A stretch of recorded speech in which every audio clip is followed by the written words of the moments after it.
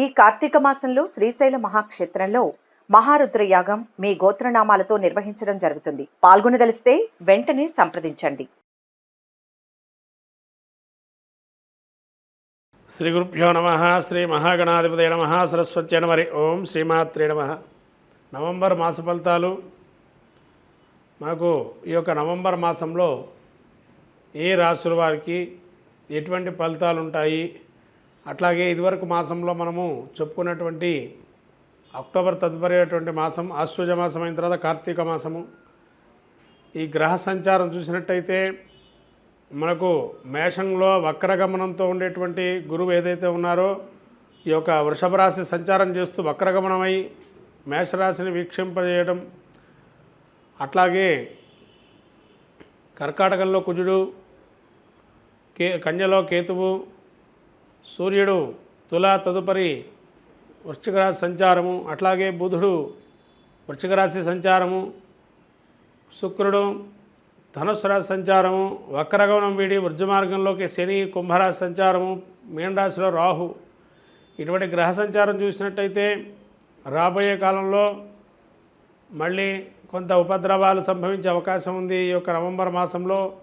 అట్లాగే భూప్రకంపనలు కానీ, అట్లాగే ప్రకృతి వైపరీత్యాల వల్ల తీవ్రమైన వర్షాలు కానీ, అట్లాగే యుద్ధ వాతావరణం ఏర్పడటము, జలాంతర్గంలో యుద్ధం చేయటము, లేదా శకటం అని అంటే ఏదైనా వాహనాలు అత్యధికమైన వాహన ప్రమాదాలు, అగ్ని ప్రమాదాలు చూసే అవకాశం ఉంటుంది. ఈ విధమైనటువంటి రాబోయే నవంబర్ మాసంలో ఇటువంటి ఫలితాలు ప్రపంచమంతా కూడా మనకు కనబడే అవకాశం ఉంది. తదుపరి ముఖ్యంగా ద్వాదశ రాశి ఫలితాలకు వచ్చినట్లయితే సింహరాశి యొక్క ఫలితాలు. సింహరాశి యొక్క నక్షత్రాదులు: మఘా నక్షత్రం 4 పాదాలు, పుబ్బా నక్షత్రం 4 పాదాలు, ఉత్తర నక్షత్రం 1వ పాదము సింహరాశి చెందినవి. ఈ సింహరాశి యొక్క గ్రహస్థితి చూసినట్టయితే 12వ స్థానంలో కుజుడు, 2వ స్థానంలో కేతువు, తృతీయం చతుర్థ స్థానంలో రవి, అట్లాగే చతుర్థ స్థానం ముందు బుధుడు, 5వ స్థానంలో శుక్రుడు, షష్ఠ సప్తమ వక్రగమనం వీడి శని వృద్ధ మార్గంలో 7వ స్థాన సంచారము, 8వ స్థానంలో రాహువు, వక్రగమనంతో 9వ స్థానంలో గురువు. ఈ విధమైనట్టు సంచారం చూసినట్టయితే ముఖ్యంగా 12లో కుజుడు ఉండటం వల్ల కార్యనాశనము, ఆయుధ శస్త్రాదులతో భయాదులు, అగ్నిచోర భయాదులు కలిగే అవకాశం ఉంది. కాబట్టి 12వ స్థానంలో కుజుడు ఉన్నాడు కాబట్టి ఎప్పుడో తగిలిన దెబ్బలు మళ్ళీ పునః మనస్సుకు కావచ్చు, శరీరానికి ఉండే దెబ్బలు అంతే తగిలినవి, ఎప్పుడో మనం కింద పడినటువంటి దెబ్బలు ఉంటాయి కదా, వాటి వల్ల మళ్ళీ పునః కొంత ఇబ్బంది పడే అవకాశం ఉంటుంది. అట్లాగే ద్వితీయ స్థానంలో కేతు సంచారం వల్ల ధనాదాయము ఏదైతే ఉంటుందో, మీరు 100 రూపాయలు వచ్చే స్థితిని చూస్తే అక్కడ 60 రూపాయలకే ఆగిపోతుంది ధనాదాయం. అంటే ఆదాయం కొంత తక్కువగా వచ్చే అవకాశం ఉంది. ఆదాయ వనరులు తక్కువగా ఉన్నాయి కాబట్టి ఒకరికి 100 కానీ 200 కానీ కష్టపడే అవకాశం కనబడుతుంది.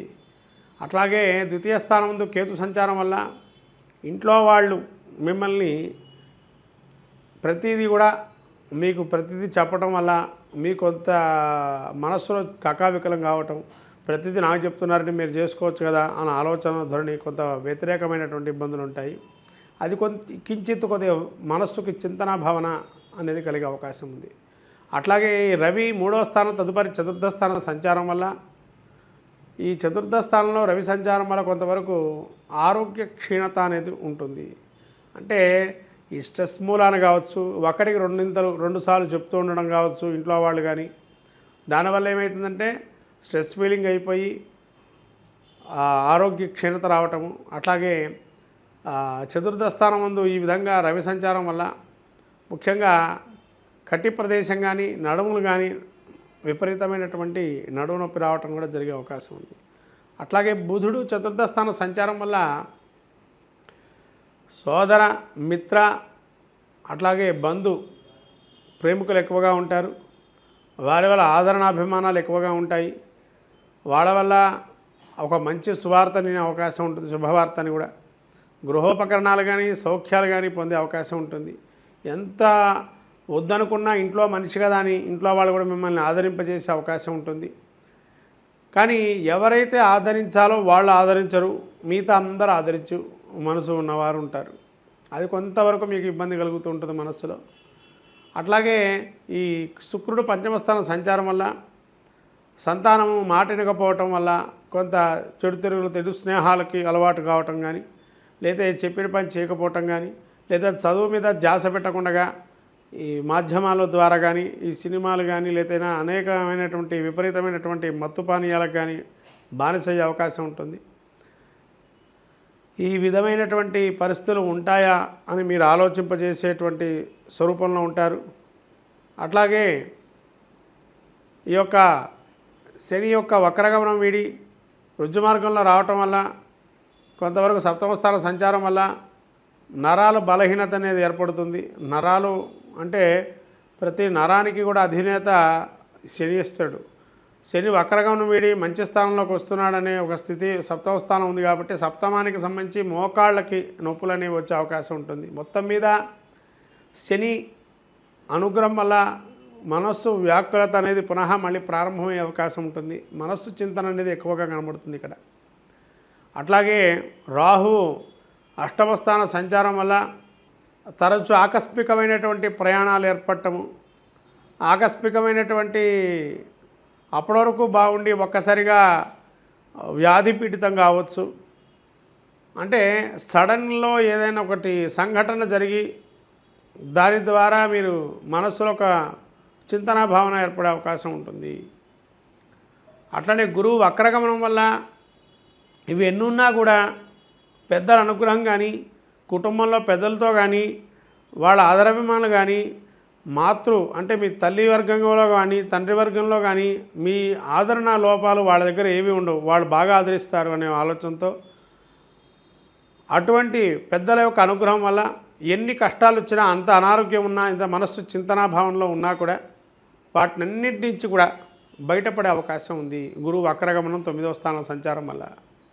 కాబట్టి స్థాన చలనాలు కూడా వచ్చే అవకాశం ఉంటాయంటే స్థాన మార్పులు ఒక స్థానంలో ఉండేది ఇంకొక స్థానంలో మార్పులు అనేవి కూడా గోచారంలో ఉన్నాయి. ముఖ్యంగా చెప్పాలంటే సింహరాశి వారికి పోయిన మాసం కల్లా ఈ ఒక్క మాసంలో ఒక మైనస్ ఏంటంటే మనస్సు వ్యాకులత అనేది బాగా ఉంటుంది. మనస్సు నిగ్రహించుకొని ఉండాలా. కానీ కొన్ని విషయాలు మనకు ఏదైతే మనం కోరుకుంటామో అవి దగ్గర రాకుండా ఉంటాయి. దానివల్ల కొంత మనస్సు చింతనా భావన కలుగుతుంది. కాబట్టి మనం ఒక గట్టి నమ్మకంతో రేపు నాకు ఇంకో రోజు ఉందని ఒక భావంతో ముందరకెళ్ళడం అనేది మంచిది.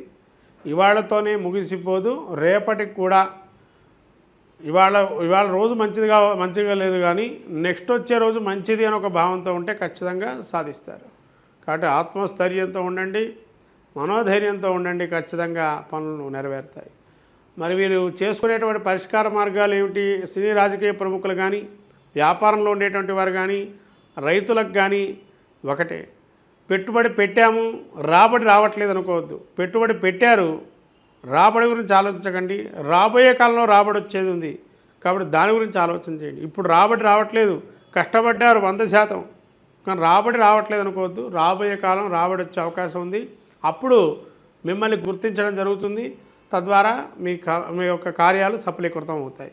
అంతేగాని ఇవాళ ఒక్క రోజులో మొత్తం అయిపోయిందని ఒక భావంతో ఉండకూడదు. అది శ్రీ రాజకీయ ప్రముఖులు కావచ్చు, వ్యాపారంలో ఉండేటువంటి వారు కావచ్చు, భాగస్వామి వ్యాపారం చేసేటువంటి వారు కానీ, సరే సపరేట్గా ఇండివిజువల్గా వ్యాపారం చేసేటువంటి వారు కానీ అందరికీ కూడా మరొక రోజు ఉంది. ఈ ఒక్క రోజే ఈ ఒక నెలలో అయిపోదు, రాబోయే నెలలు కూడా ఉన్నాయి. కాబట్టి మంచి మీకు ఆల్రెడీ గురువు సంపూర్ణమైన అనుగ్రహం ఉంది. కాబట్టి గురువు అనుగ్రహం ఉంది కాబట్టి అన్నీ వచ్చి వెళ్ళిపోయేటువంటి పరిస్థితి. అంతే తప్ప పెద్దగా ఇవి మిమ్మల్ని ఇబ్బంది పెట్టే అవకాశం అయితే లేవు. కాబట్టి పరిష్కార మార్గం చూసుకున్నట్లయితే ముఖ్యంగా సూర్యుడు చతుర్థ స్థానమందు, అట్లాగే శని సప్తమ స్థానమందు సంచారము, అష్టమ ద్వితీయ స్థానంలో రాహుకేతు సంచారం వల్ల ఇబ్బందులు పడే అవకాశం ఉంది. కాబట్టి అవకాశం ఉంటే ఈ మనశ్చింతన భావన పోవడానికి కాలం కలిసి రావాలి అని ఒక భావన ఉంటే కనుక శ్రీకాళహస్తి క్షేత్రానికి వెళ్ళి స్వామివారికి అభిషేకం చేయటం, జ్ఞానప్రసూనాంబిక కుంకుమార్చన చేయటం వల్ల సింహరాశి వారికి అంటే అనుకున్నటువంటి పనులు కొంతైనా నెరవేరే అవకాశం గోచరిస్తున్నాయి. కాబట్టి కాళహస్తీశ్వర క్షేత్రంకి వెళ్ళండి, లేదా మీ దగ్గర ఉన్న క్షేత్రంలో శివుడికి అభిషేకం చేసుకోవడం వల్ల ఈ యొక్క ఇబ్బందులన్నీ కూడా మనోధైర్యాన్ని బయటపడతారు. పాలు అభిషేకానికి ఇవ్వటం వల్ల మంచి చేకూరే అవకాశం ఉంది. శ్రీమాత్రే నమః.